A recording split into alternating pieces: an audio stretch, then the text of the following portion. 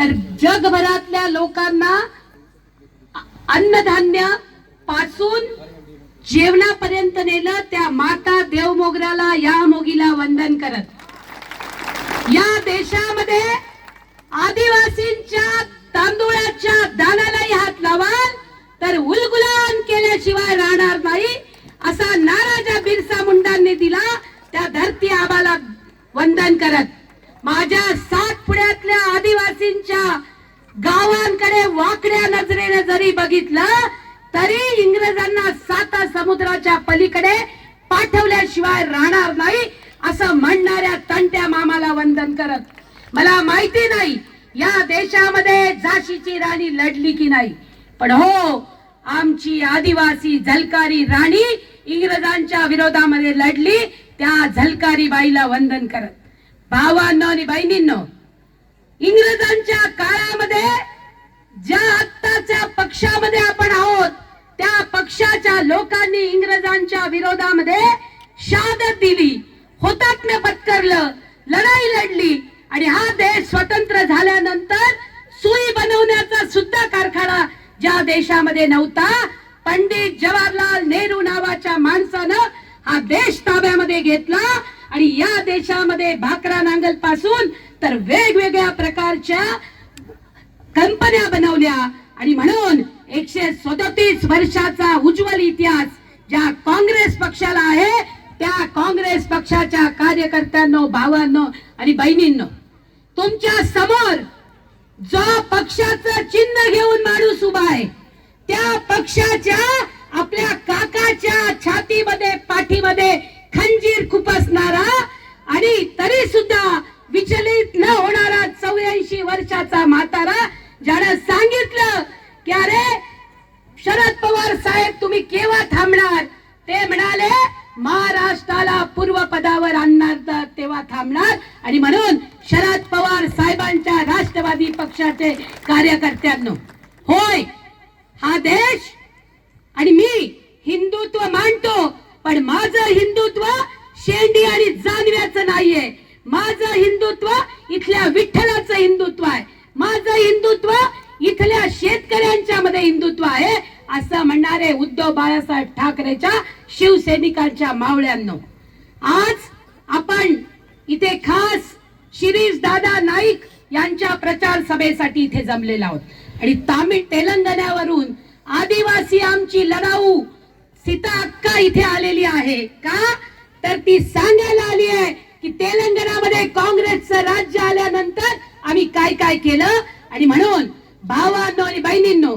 मी तुम्हाला सुरुवातीला 2 गोष्टी सांगू इच्छिते लक्ष देऊन ऐका या 2 गोष्टी आहेत पहिलं म्हणजे याच खांडबाऱ्यामध्ये जेव्हा 1977 मध्ये इंदिरा गांधीजी इमर्जन्सी मध्ये हरल्या होत्या आणि पूर्ण भारतभर त्यांची पिछाड होत होती तेव्हा त्या पहिल्यांदा खांडबाऱ्याला आल्या तेव्हा त्या प्रचंड निराश होत्या पण खांडबाऱ्यामध्ये आल्या आणि खांडबाऱ्यातल्या आदिवासींनी सांगितलं इंदिरा माय तू घाबरू नको आम्ही तुझ्या सोबत आहोत आणि तिथून मग पुन्हा काँग्रेस पक्षाचा विजय झाला आणि मग जेव्हा राहुल गांधी इथे आले आणि त्यांनी जेव्हा काँग्रेस पक्षाच्या बद्दल प्रेम बघितलं तेव्हा त्यांनी सांगितलं नंदुरबार जिल्ह्यामधल्या 4ही जागा काँग्रेस लढेल काँग्रेस जिंकेल आणि मी पुढचा तुम्हाला शब्द देते भावांनो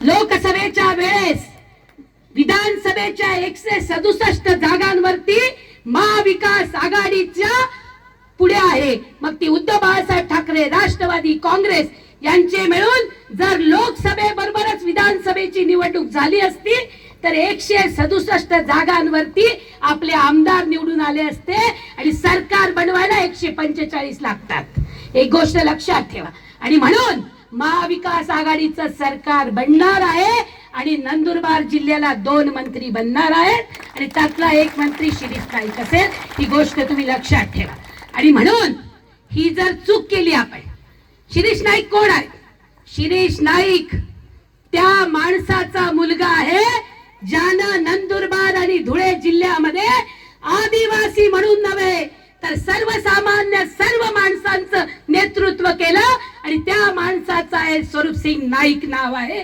त्याचा हा मुलगा आहे. आणि म्हणून वाईट दिवस आले तरी पक्ष सोडला नाही. अरे जर पक्ष सोडून भाजपामध्ये गेले असते तर ते पहिल्यांदा मंत्री झाले असते, पण तो मोह शिरीष नाईकांना झाला नाही, कारण त्यांच्या रक्तामध्ये काँग्रेस आहे. आता घड्याळ चिन्हावरती जे उभे आहेत, मला अजूनही आठवतं 2014 मध्ये जेव्हा निवडणूक झाली तेव्हा लोकसभेच्या निवडणुकीचा अहवाल येत होता की माणिकराव दादा निवडणूक हलतील, पण काँग्रेस पक्षाने सांगितलं नाही, आम्ही 9 वेळा त्यांना खासदार बनवलेला आहे आणि 10व्यांदा जर ते खासदार बनले तर त्यांचा भारतामध्ये रेकॉर्ड होईल आणि म्हणून जे होईल ते, पण आम्ही माणिकराव दादांनाच तिकीट देऊ. आणि माणिकराव दादाचा मुलगा गद्दारी करतो, काँग्रेस पक्षाच्या विरोधामध्ये जातो. ही गद्दारी हा नवापूर तालुका खपवून घेणार नाही, हे आपण लक्षामध्ये ठेवा. कारण या नवापूर तालुक्यामध्ये आम्हाला माहिती आहे अजून एक दुसरं पाद आलेलं आहे. केव्हा येतात ते? निवडणुका आल्या का बरोबर 1 वर्ष आधी येतात. शरद गावित ते तर आता म्हणावं पुतणीला संपवला, आता तुझा चान्स आहे, काळजी करू नको. आणि हा नवापूर तालुक्यात 65,000चा लीड देतो. तो जेव्हा खासदारकीला 65,000चा लीड देतो, अरे आम्ही अजून विसरलो नाही.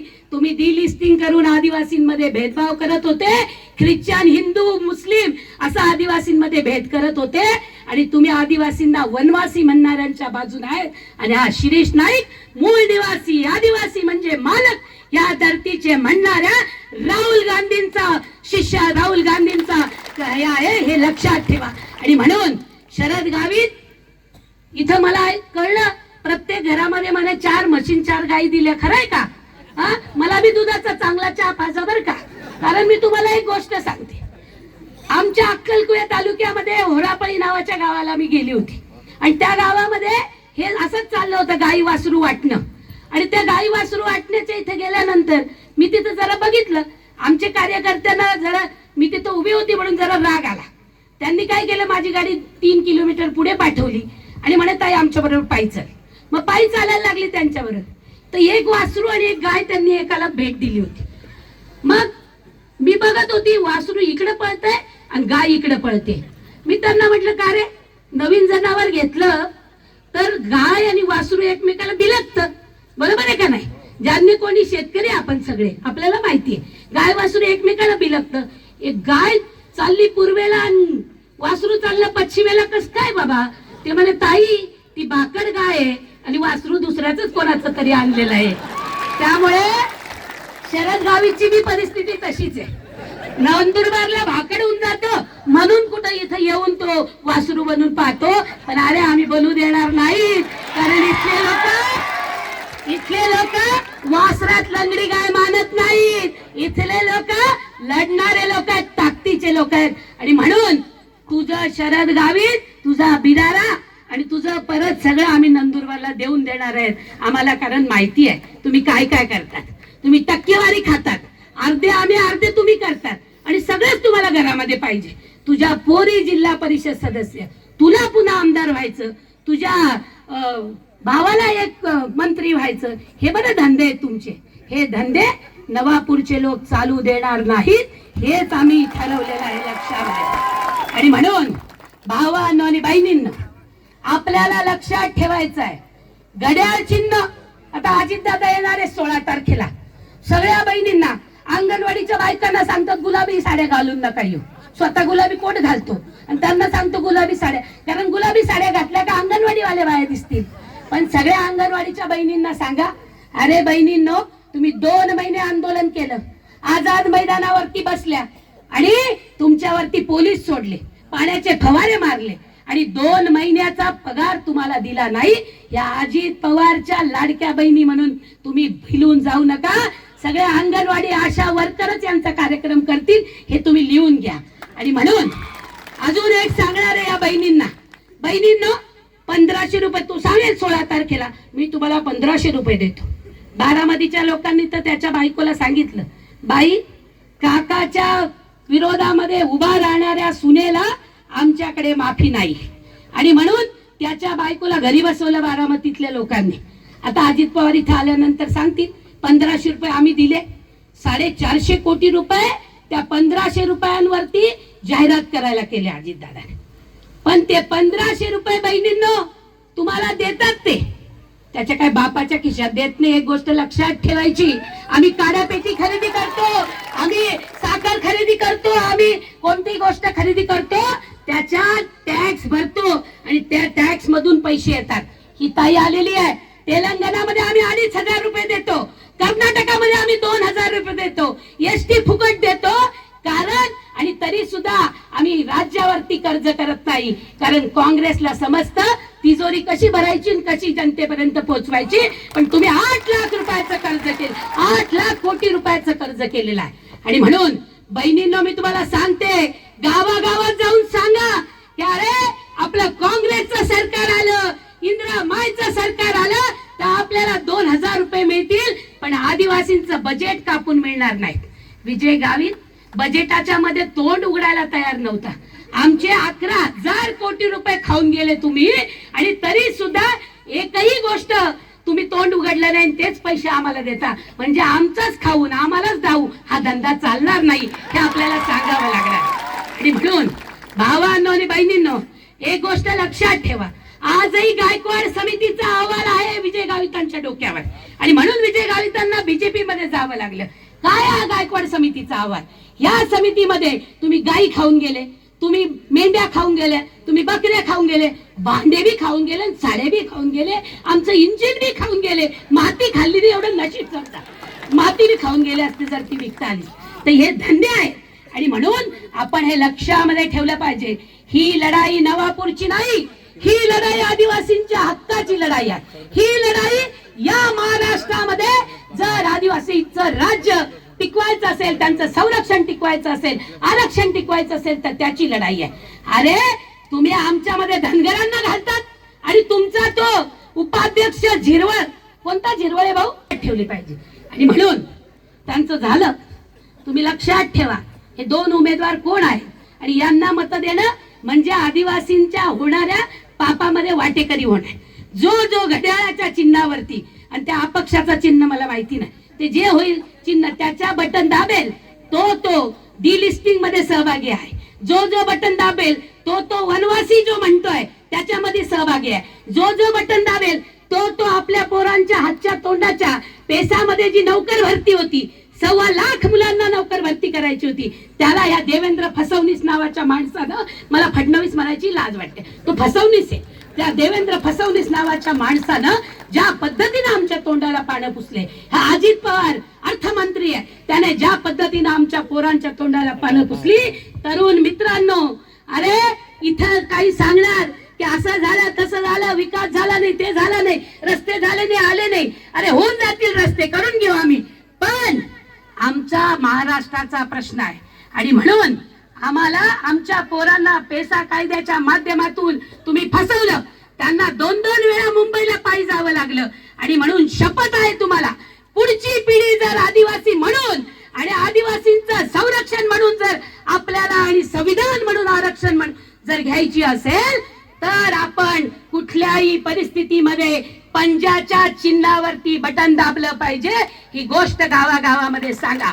तुम्ही शिरीष दादा उभा नाही, स्वरूपसिंह नाईकांचा मुलगा उभा नाही, तर ज्या स्वरूपसिंह नाईकाचा जीव या नवापूरमध्ये आहे तो प्रत्येक मतदार उभा आहे असं समजा, आणि आजपासून प्रचार करा. ही गोष्ट लक्षामध्ये ठेवा. भावांनो आणि बहिणींनो, आता सांगते काँग्रेस पक्षानं काय केलं. 26 जानेवारी 1950 ला या देशामध्ये डॉक्टर बाबासाहेब आंबेडकरांनी संविधान अर्पण केलं. राजपाल मुंडा नावाचा आदिवासी माणूस त्या संविधान सभेमध्ये होते. त्याच बरोबरीनं त्या संविधान सभेमध्ये पंडित जवाहरलाल नेहरू होते. त्या संविधानामध्ये सगळ्यात पहिल्यांदा आरक्षण जर कोणाला दिलं असेल तर ते आदिवासींना आरक्षण दिलं गेलं. ही गोष्ट तुम्ही लक्षात ठेवा, आणि ती काँग्रेस पक्षाने दिली. 1952 मध्ये पंडित जवाहरलाल नेहरू नावाच्या माणसानं आदिवासींच्या साठी पंचसूत्री आणली. आणि काय पंचसूत्री?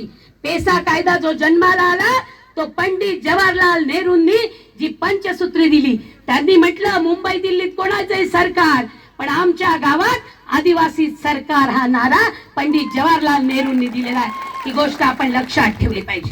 या देशामध्ये इंदिरा गांधींनी गरिबी हटावचा नारा दिला आणि सगळ्यात महत्वाचं UPA 1 मध्ये सोनिया गांधी नावाच्या बाईनं सर्वांना एकत्र केलं आणि या देशामधल्या आदिवासींना कसेल त्याची जमीन आणि राहील त्याचा नारा इंदिरा गांधींनी दिला होता. त्याच्या पुढे जाऊन सोनिया गांधींनी या भारतामधल्या आदिवासींवरती ऐतिहासिक अन्याय झालेला आहे आणि तो दूर करण्यासाठी वन हक्क कायदा आणला. आणि म्हणून नवापूर तालुक्यामध्ये जेवढे काही नंदुरबार मध्ये जेवढे काही वन जमीन धारक आहेत 55,000 वन जमीन धारकांना याचा लाभ मिळणार आहे. हे आपण लक्षामध्ये घेतलं पाहिजे. आणि म्हणून कोणी आयरा गैरा नथू कैरा तुम्हाला येईल आणि आम्हीच तुम्हाला जमीन दिले सांगेल तेव्हा त्याला सांगा, अरे UP 1 मध्ये सोनिया गांधींच्या नेतृत्वामध्ये जी समिती बनली त्या समितीनं वन हक्क कायदा आणला आणि मनमोहन सिंग नावाच्या माणसानं तो कायदा पास केला. तो कायदा काँग्रेसने केलेला आहे. हे ठणकावून गावागावामध्ये सांगा. हे लक्षात ठेवा. काँग्रेसवाल्यांची अडचण काय होते, मी 8 महिन्यापूर्वी आली पक्षामध्ये. हे काय करता माहिती का, करतात पण म्हणजे आमच्याकडे असं म्हटलं जातं बोलणाऱ्याचे लाल ज्वारी बी विकली जाते आणि न बोलणाऱ्याची गहू बी राहून जातात. यांची गहू बी राहून जातात आणि नरेंद्र मोदीची लाल बाजरी बी विकली जाते कारण तो भरपूर बोलतो. आता आम्ही आलोय बोलायला, घाबरू नका. तुम्हाला नाही बोलतायत, आम्ही बोलू तुमच्या बाजूने काय बोलायचं ते. आणि म्हणून हा कायदा आणला भावांनो आणि बहिणींनो. कोणी रोखला? आजही मला आठवतं 2014ला नरेंद्र मोदी सत्तेवर आला. एप्रिल महिन्यामध्ये सत्तेवर आले आणि मे महिन्यामध्ये पहिला त्यांनी कॅबिनेटची मीटिंग घेतली आणि त्या मीटिंग मध्ये सांगितलं आता वन हक्क कायदा बंद करा. आम्ही सर्व दिल्लीला धाव घेतली. दिल्लीला गेलो आणि नरेंद्र मोदीला सांगितलं सगळ्यांचा नाद करायचा, आदिवासीचा नाद केला ना अख्खं घुसून मंत्रालयामधून तुला बाहेर काढू, आमच्या नादी नाही लागायचं, बाकी कोणाला काहीच. असं केल्यामुळे तो कायद्याचं हे थांबलं. तुम्ही हे लक्षामध्ये घ्या. आणि म्हणून हे आदिवासींच्या विरोधी सरकार आहे. अख्खं जंगल टाटा बिर्लाला नव्हे तर अदानीला विकण्यासाठी काढलं होतं. आणि म्हणून त्यानं कायद्यामध्ये दुरुस्ती केली होती आणि सांगितलं होतं की गावातलं एखादं झाड जरी तुटलं तरी त्या गावातल्या लोकांचे वनपट्टे काढून घ्यायचे.